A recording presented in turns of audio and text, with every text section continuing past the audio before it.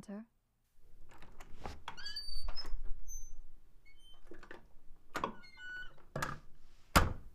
Ah, my champion. You're looking rather careworn.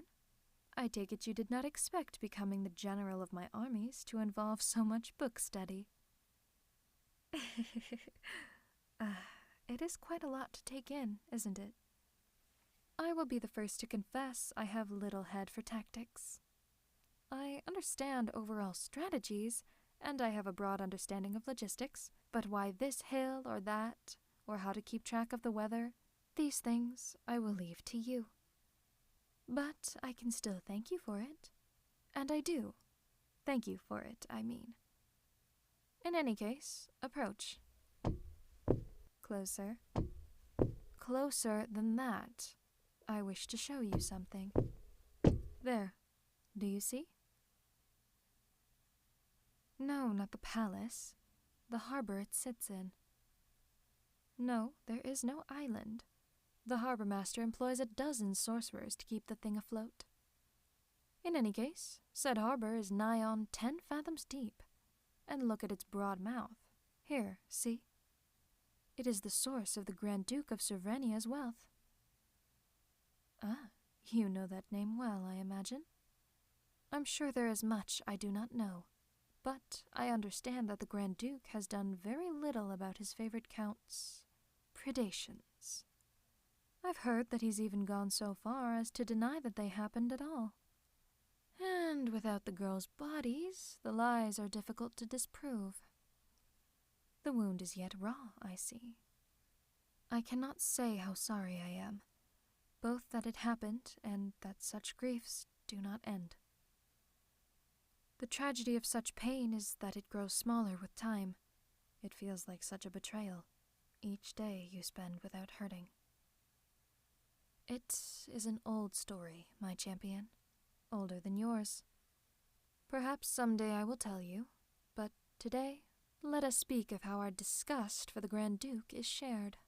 You hate him personally, and for good reason. I find him wasteful of the lives who owe him fealty. Exactly so. In any case, his fleet patrols the mouth of the harbor and along the coast.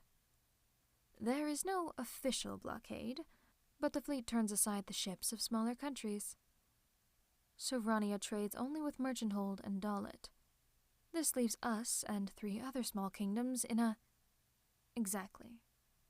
You know how dangerous such a disruption is for us.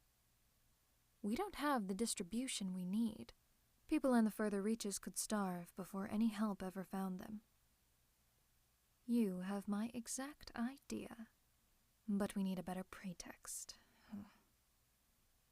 Yes, then our people starving. Their misfortune is no concern of his. Have you been reading your Hellenetian philosophers yet? The earliest of them, Stoikos, would argue that a man cannot call himself good if he has had no chance to do evil.